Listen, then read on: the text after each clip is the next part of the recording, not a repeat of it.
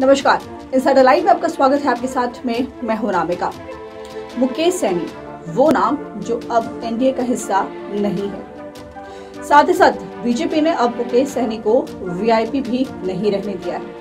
देखिए, मुकेश सैनी और बीजेपी के बीच की जो लड़ाई है ये सब कोई जानते हैं और ये लड़ाई तब शुरू हुई जब यूपी में विधानसभा चुनाव होने थे और मुकेश सैनी ने उस चुनाव में अपनी पार्टी का कोई प्रत्याशी उतार दिया था बीजेपी के खिलाफ में। और तब से लेकर के अब तक ये लड़ाई जो है बीजेपी और मुकेश सैनी के बीच की ये जो लड़ाई है वो जारी है। लेकिन अब मुकेश सैनी के साथ में बीजेपी ने क्या कुछ किया ये सब जानते हैं। देखिए, पहले तो नीतीश सरकार से बर्खास्त करवा दिया मुकेश सैनी को। दूसरी बात, पशु और मत्स्य संसाधन विभाग का प्रभार जो है वो डिप्टी सीएम तारकिशोर प्रसाद को दे दिया गया। और उसके बाद से इतना ही नहीं किया बल्कि वीआईपी के तीनों विधायकों को बीजेपी ने अपना दामन पकड़ा दिया। यानी कि वीआईपी के जो 3 विधायक थे, मिश्रीलाल यादव, राजू सिंह और स्वर्णा सिंह, ये तीनों के तीनों बीजेपी में शामिल हो गए। तो इस तरीके से मुकेश सैनी को तोड़ने का काम जो है वो बीजेपी ने बखूबी किया। लेकिन अब मुकेश सैनी जो है वीआईपी सुप्रीमो, वो बीजेपी को किए हुए वादे की याद दिला रहे हैं। जी हाँ, एक लेटर लिखा है मुकेश सैनी ने गृह मंत्री अमित शाह को। उस लेटर में क्या कुछ है और क्या वादा किया था बीजेपी ने मुकेश सैनी को, ये तमाम बातें आपको बताते हैं। मुकेश सैनी ने बीजेपी को अपना पुराना वादा याद दिलाया है और इस संबंध में गृह मंत्री अमित शाह को पत्र लिखा है।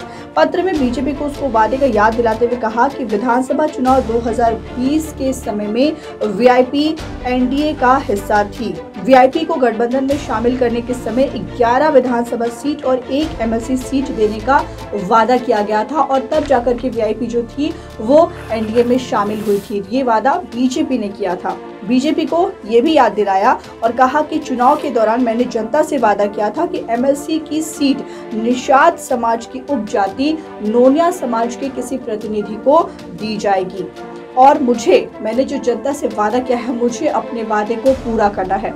मुकेश सैनी ने यह भी लिखा कि आज वीआईपी एनडीए का हिस्सा नहीं है, लेकिन मुझे अपने समाज से किया हुआ वादा जो है उसे पूरा करना है। इस दौर में बीजेपी को भी वीआईपी के साथ जो वादा किया है वो पूरा कर देना चाहिए। ये तमाम बातें जो है वो एक लेटर में मुकेश सैनी ने लिखी है। लेटर के अंत में लिखा है कि हाल में होने वाले विधान परिषद चुनाव में 1 एमएलसी सीट वीआईपी को दी जाए, क्योंकि अभी तक देखिए आरजेडी की तरफ से एमएलसी उम्मीदवारों के नामों की घोषणा हो चुकी है, नामांकन हो चुका है, सब कुछ हो चुका है, लेकिन बीजेपी की तरफ से अभी नहीं हुआ है। और इसी दौरान मुकेश सैनी ने पहले ही ये लेटर लिख दिया है गृह मंत्री अमित शाह को।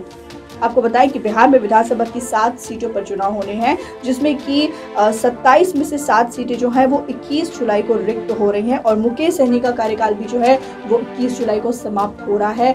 और फिर मुकेश सैनी, इसके पहले की सारी चीजें खत्म हो जाए, मुकेश सैनी एक स्टेप लिया है। उन्होंने अनुरोध किया है, रिक्वेस्ट के तौर पर यह लेटर लिखा है और वादे का भी याद दिलाया है। मुकेश सैनी ने इतना ही नहीं, बीजेपी पर पूरा भरोसा जताया है, विश्वास जताया है कि बीजेपी अपने वादे से पीछे नहीं हटेगी और अपना उधार जो है वो जरूर चुकता करेगी। इसके लिए एक एग्जाम्पल भी दिया है मुकेश सैनी ने कि अगर कोई व्यक्ति जो है, कोई इंसान जो है किसी से कुछ उधार लेता है और फिर मनमुटाव हो जाता है तो व्यवहारिकता के तौर पर वो व्यक्ति उस सामान को वापस भी लौटा देता है।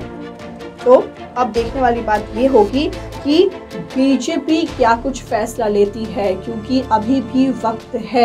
क्या बीजेपी मुकेश सैनी के इस लेटर को कंसीडर करती है?